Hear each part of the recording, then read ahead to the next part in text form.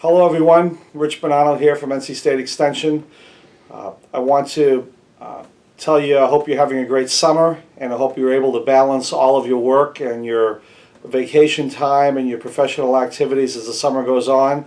There'll be a lot of opportunities over the summer to have a lot of professional activities going on. Just recently I went to the Agents Association meeting out in Hickory on the 21st of June. That was a great meeting. I hope people benefited from the ability to be there and be part of their state association. And congratulations to all the award winners that are going on to the national meeting out in Salt Lake City this summer. Do have some good news I want to talk about. Extension has been plagued with budget cuts over the past many fiscal years. And one of my goals in coming in was to try to see if there was a way to stop this bleeding and to try to turn this around and starting to get our budget to go back in the other direction.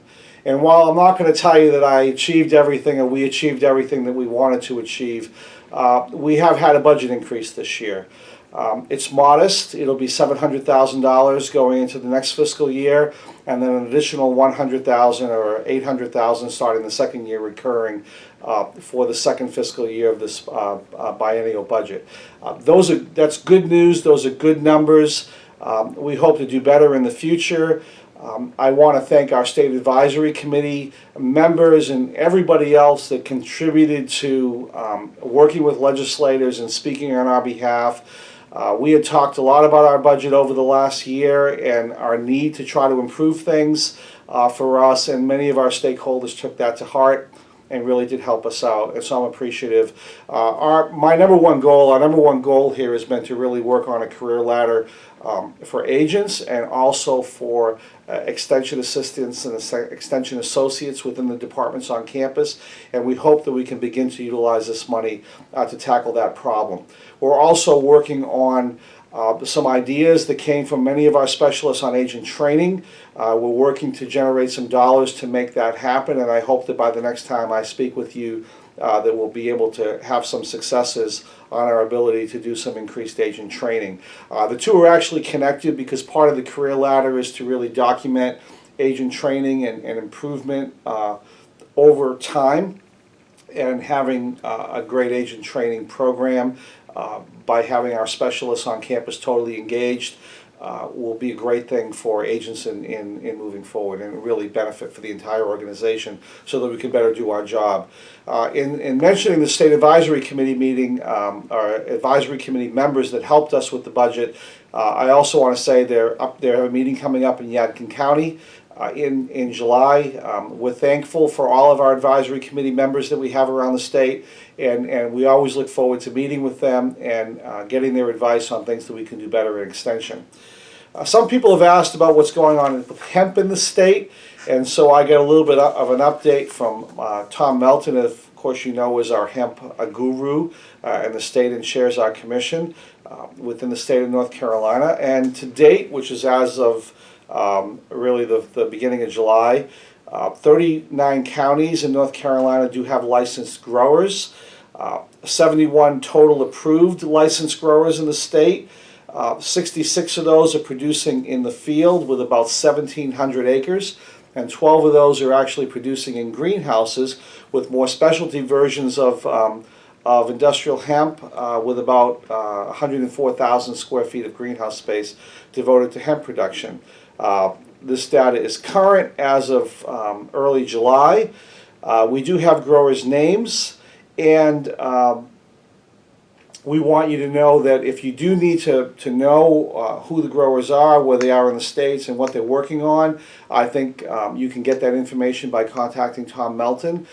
It seems that some of the CBD alkaloids are going to be the big pieces here in sort of working with hemp, and probably where the most profitability is going to be. It's more of the medicinal side, if you will, of hemp production, and so we're hoping that that's a positive thing moving forward.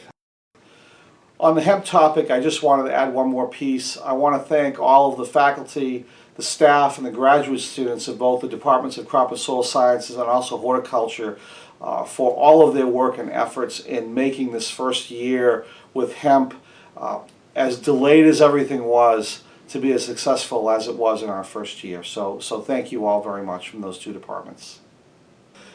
In talking with Mike Yoder, we talked about wanting to introduce our new agreement with USDA APHIS and the Wildlife Service. We're working with USDA APHIS, and they administer the Animal Welfare Act, which is a federal act.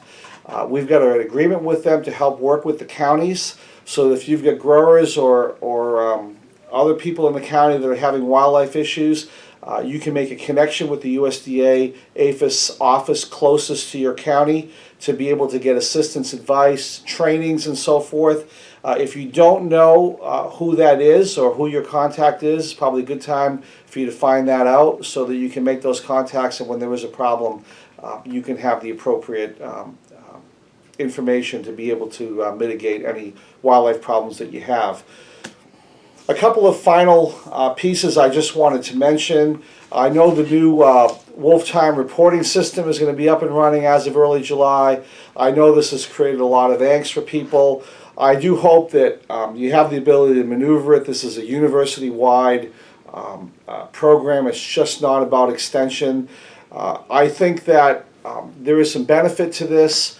There's an accountability question, of course, that comes into why the university wants to do this, but also I think for many of our people that have been working long hours, come in early, go late, from the SHRA side, this is your opportunity to really demonstrate what you're doing and putting in, and hopefully you'll benefit from the accountability of those hours that you are working. So let's try to turn this into a positive and see what we can do to really make it work better for all of our employees around the state. Finally, we've been continuing to work on the brand and the branding process. There's some within the brand sprocket, the Constant Contact newsletter pieces are up and running. We hope that you take advantage. I've already seen some great newsletters come out of some of the counties using the new information that we have. The new Extension online store will be up and running very soon.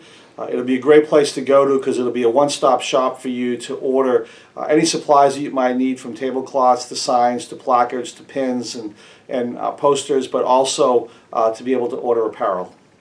I've seen a lot of great clothing around the state, whether it's with the co-brand with NC Cooperative Extension or whether NC State Extension. As I've said to many people, I'm never going to tell you what to wear, so do what you will and what you want with clothing, and make sure people know who we are. That's the only thing I asked.